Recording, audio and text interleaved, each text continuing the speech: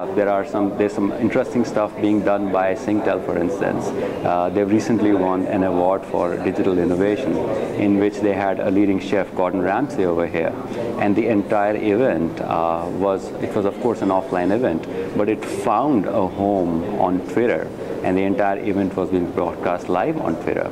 That allowed the event to reach out to people that they wouldn't have reached out to in an offline world, and it was a huge success for the brand. We have Samsung with their new S4 launching advertising series called Companion Series, where they had Grandma Mary, who's a very famous guitar player in Singapore, doing a video on Twitter which became viral. So we have a lot of brands who are doing interesting stuff on Twitter.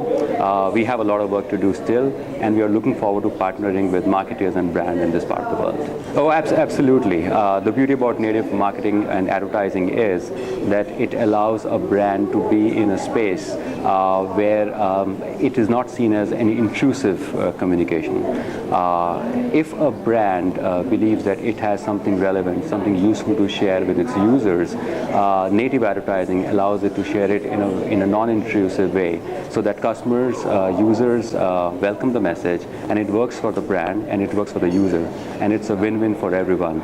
So we are very optimistic that native advertising will be beneficial for both our brands as well as our users. TV is of course a very important medium in Asia, and we believe Twitter is the second screen to TV. Consumers over here are when they watch TV, they either use their tablet or mobile phone or laptop, and they're on Twitter tweeting about the television show or whatever event is happening on television. And we think it's a win-win for both the TV medium as well as for Twitter. We are open to all countries. I think all countries are interesting. We are seeing a lot of traction in Indonesia. Of course, we have a huge base of Twitter users in Indonesia. Singapore offers some interesting possibilities. Middle East is a region where our Twitter usage is really strong, and we are seeing strong interest from Middle East as well as from India. So we are open to the right opportunity and the right set of partners across the geography. I think marketers should think of a couple of things. Number one, they should look at the personality and the voice of their brand and try to reflect their personality in social media. They need to develop what we call a muscle memory for identifying real-time moments. There are moments on Twitter that are relevant for all brands, and I'll give you an example.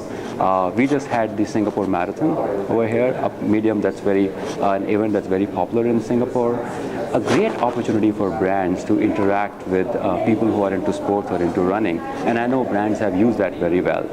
We call it a right moment for a brand. Each brand has to identify which are the moments for them to engage with their users. They almost have to develop a muscle memory for these moments and make sure it's part of their regular marketing plans. So while on the one hand they do their regular brand advertising, they need to look for specific moments, real-time moments, through which they can be part of Twitter and part of the conversations going around that brand.